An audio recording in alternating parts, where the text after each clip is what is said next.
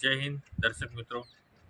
आज हम बात करेंगे उस दूसरे गैर भारतीय व्यक्ति की जिसको भारत रत्न अवार्ड से सम्मानित किया गया। पहले गैर भारतीय व्यक्ति थे खान अब्दुल खान गफ्फार खान, जो कि जब 1987 में उन्हें भारत रत्न दिया गया तब वो भारत के नागरिक नहीं थे। उनके बारे में हम इससे पहले एक वीडियो में जानकारी दे चुके हैं। आप वो वीडियो देखना चाहें तो हमारे चैनल की विजिट ले सकते हैं। और आज हम उस दूसरे गैर भारतीय के बारे में बात करेंगे जिसको भारत रत्न से सम्मानित किया गया। दोस्तों, उससे पहले अगर आपने हमारे चैनल को लाइक, शेयर या सब्सक्राइब नहीं किया है तो लाइक करें, शेयर करें, सब्सक्राइब करें और बेल आइकन का बटन दबाएं ताकि जो नए वीडियो आएंगे वो आप तक पहुंच सके। दोस्तों, आज हम बात करने वाले इन महाशय की जो हमारे देश के ऐसे दूसरे गैर भारतीय हैं जिन्हें भारत रत्न से सम्मानित किया।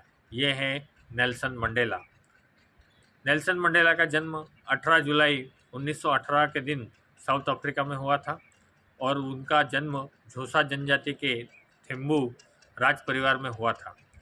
राज परिवार में हुआ था मतलब वो किसी राजा के पद के हकदार तो नहीं थे, लेकिन राजा के दरबार में मंत्री के पद के हकदार थे। इस तरह के परिवार में उनका जन्म हुआ था। वो शुरुआती समय में ये जो पश्चिमी संस्कृति है उसके हिसाब से उन्होंने पढ़ाई की, लेकिन जब वो स्टूडेंट लाइफ में आए तो धीरे धीरे वो राष्ट्रीय राजनीति में सक्रिय हो गए और रंगभेदी नीति के खिलाफ और अफ्रीका के जो मूल निवासी उनके हकों के लिए जो राजनीति हो रही थी उसमें शामिल हो गए। सन 1943 में उन्होंने अफ्रीकन नेशनल कांग्रेस नाम की जो वहाँ का पक्ष था उसकी सदस्यता ग्रहण की और वो इस तरह से आधिकारिक रूप से राजनीति में सक्रिय हुए। उन्होंने उस पार्टी की युवा शाखा स्थापित की सन 1944 में, जिसके वो अध्यक्ष बने और इस तरह से उन्होंने सक्रिय तौर पर राजनीति में अपना योगदान देना शुरू किया और उसके कारण उनकी पढ़ाई भी थोड़ी डिस्टर्ब हुई, लेकिन उन्होंने पढ़ाई से ज़्यादा अपने देश के लिए काम करने को प्राथमिकता दी।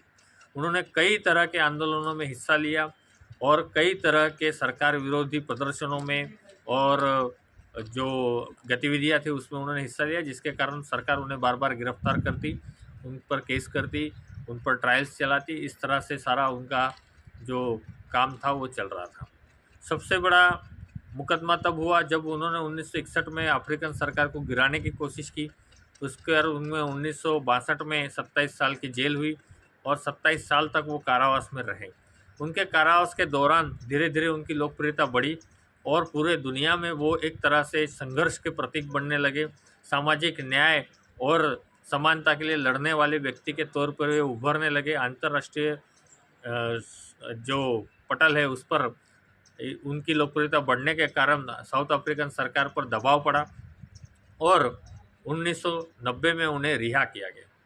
उसके बाद उन्होंने ये कोशिश की कि साउथ अफ्रीका में जो मेजॉरिटी जो काले लोग थे उनको वोटिंग का अधिकार नहीं था और सिर्फ गोरे लोग ही सरकार बना रहे थे, सरकार चला रहे थे और गोरे लोग एक तरह से अपनी प्राथमिकता का दुरुपयोग कर रहे थे और काले लोग जो कि मूल निवासी थे उन पर जो अन्याय हो रहा था उसको नष्ट करने के लिए सारे लोगों को समान अधिकार देने का प्रयत्न किया। और पहले जो 1994 में सार्वजनिक चुनाव हुए, जो सबको समान हक दिया गया उसके आधार पर चुनाव हुए, उसमें नेल्सन मंडेला की पार्टी ने बहुमत हासिल किया और उसके बाद वो देश के पहले ब्लैक यानी कि काले राष्ट्रपति बने और जो कि सबसे ज़्यादा सही चुनाव में निर्वाचित हुए थे। उन्होंने राष्ट्रपति बनने के बाद अपने देश में काफ़ी सुधार किए और जिस चीज़ के लिए वो संघर्ष कर रहे थे वो असमानता को नष्ट करने की कोशिश की, गरीबों के भले के लिए कई योजनाएं लाई। लेकिन वो दूसरी बार भी चुन के आ सकते थे, लेकिन दूसरी बार उन्होंने राष्ट्रपति बनने से इनकार कर दिया और राजनीति से संन्यास ले लिया। राजनीति से संन्यास लेने के बाद भी वो कई सामाजिक मसलों पर सक्रिय रहे। उनकी लोकप्रियता और उनके काम को देखते हुए साउथ अफ्रीकन सरकार और वहाँ की जनता ने उन्हें राष्ट्रपिता का दर्जा दिया और दुनिया भर के देशों ने और दुनिया भर की संस्थाओं ने उन्हें सम्मानित किया। यहाँ तक कि उन्हें नोबेल पीस प्राइज़ भी मिला।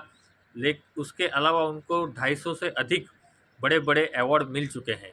भारत सरकार ने भी अपना 23वां भारत रत्न अवार्ड सन 1990 में उन्हें दिया और इस तरह से वो भारत में भी एक तरह से भारत के साथ जुड़ गए।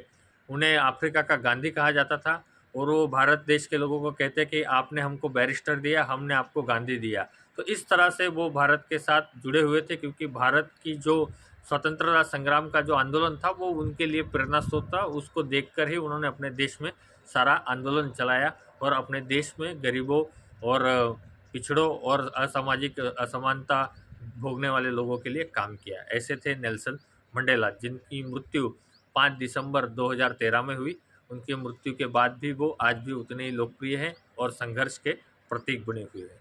मित्रों, अगर आप ऐसे ही नए नए वीडियो देखना चाहते हैं, जानकारी से भरे वीडियो देखना चाहते हैं, तो हमारे चैनल को सब्सक्राइब कीजिए। मिलेंगे अगले वीडियो में किसी नई जानकारी के साथ। जय हिंद।